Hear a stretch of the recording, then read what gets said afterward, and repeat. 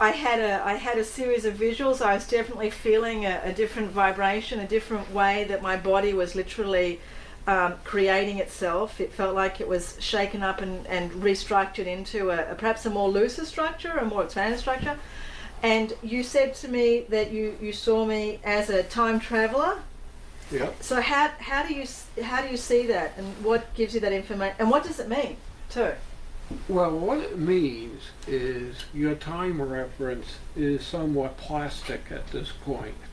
You gotta remember, you're interacting with all this equipment right down to the CD player. And if your time reference is not stable, is slightly plastic, what happens is it makes the CD change its timing. And I can hear that in the music.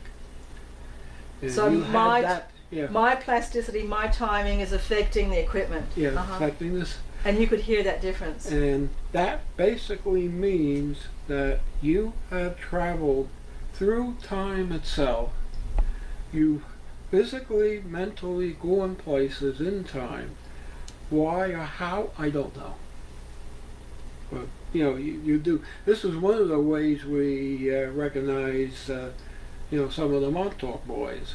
Because most of the Montauk boys are time travelers.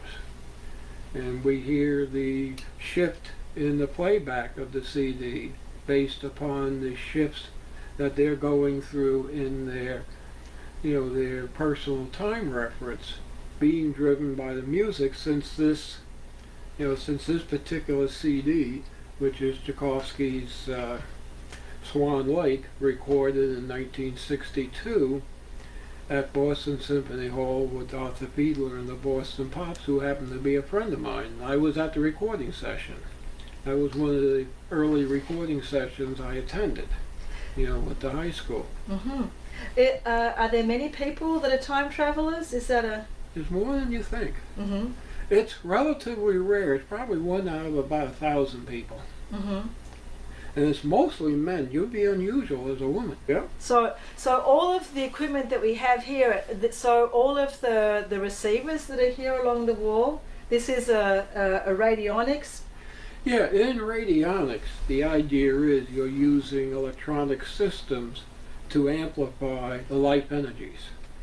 And since the life energies is based upon the quantum aspect of electrons and photons, any piece of vacuum tube equipment that has a tuned circuit in it will act as a radionics repeater amplifier. It will absorb the energies in and then repeat it out.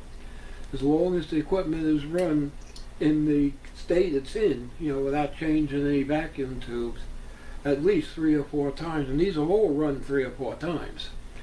And it's special for me because I pull it over each one and going through each one personally.